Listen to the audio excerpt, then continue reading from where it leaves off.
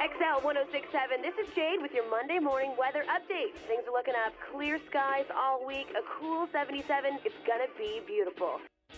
Ordinarily, Jim went about his day waking up at the same time he usually did, getting dressed, brushing his teeth, saying goodbye to his wife, heading out the door. All of this without thinking much about safety or about how many risks and hazards he faces every day. And he most certainly didn't have any idea that 50% of slip, trip and fall accidents don't even happen at work, but rather at home. Jim would get to work and go through his day, everything as usual. Possible dangers and hazards just weren't on his mind. The usual causes of slips, trips and falls went completely unnoticed to Jim, and therefore slips, trips and falls themselves were not a possibility in his mind either. Things like boxes in the walkway or a puddle on the floor left from a spill, all of those sorts of things, and he'd pass by without any concern. Why should he pay attention to someone else's mess? Well, what he didn't know was that employee exposure to wet floors, spills and excess clutter increased the risk of slips, trips and falls and serious injuries. These injuries include head trauma, back injuries, broken bones, and even paralysis. It was clear that Jim also had absolutely no idea that more than 600,000 Americans are permanently disabled from workplace slips, trips and falls each year.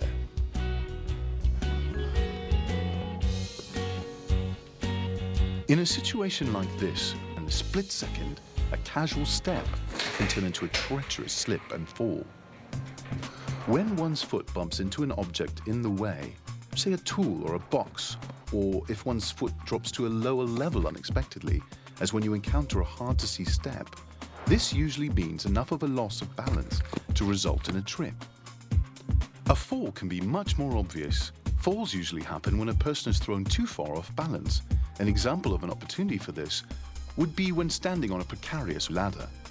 One can also do what is called a step and fall, where their front foot lands on a surface lower than expected. In this case, one may fall forward or sideways and might even roll one of their ankles. Or there is also the type of trip and fall where one's foot strikes an object which causes their body to suddenly stop. A rise as small as 3/8 of an inch in a walkway or steps can make this type of fall occur. Same-level falls are a frequent occurrence, and yet they result in fewer injuries.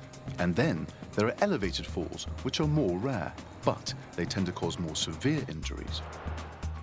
Oh, but Jim wasn't so worried about these things. He had his own job to do, and he just preferred leaving the cleaning to the others, whoever they were. Jim was always a sure-footed guy. He didn't think about falling because he never had. Of course, he had his share of clumsy moments, but they really never happened at work, and he really hadn't seen anyone else fall either. But falls from risky high elevation areas like loading docks are incredibly common. Over 60% of elevated falls are from less than 10 feet. Loading docks and ramps are frequently congested, and walking surfaces can become wet and slippery, especially in the morning or during the winter.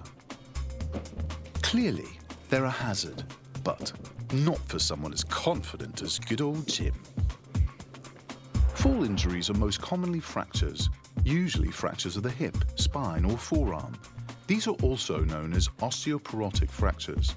In past years, medical costs for this type of fractures exceeded $6 billion.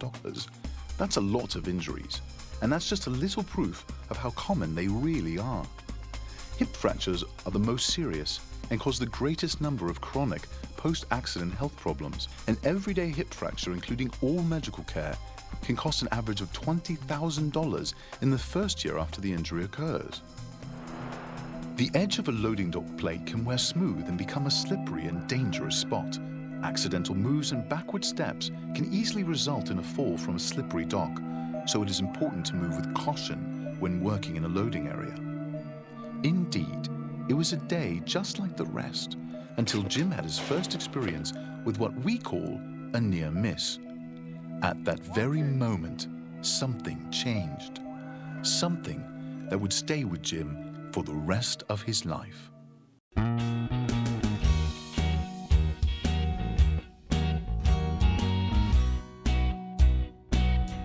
XL 1067, this is Jade with your Monday morning weather update. Things are looking up. Clear skies all week, a cool 77. It's gonna be beautiful.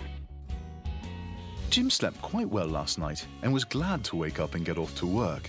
The alarm clock was usually quite a bother to him, but not today. One of the best things you can do to prevent slips, trips and falls is to wear the proper footwear for your specific work environment. This means you should keep yourself informed of the safety standards for footwear at your workplace or job site.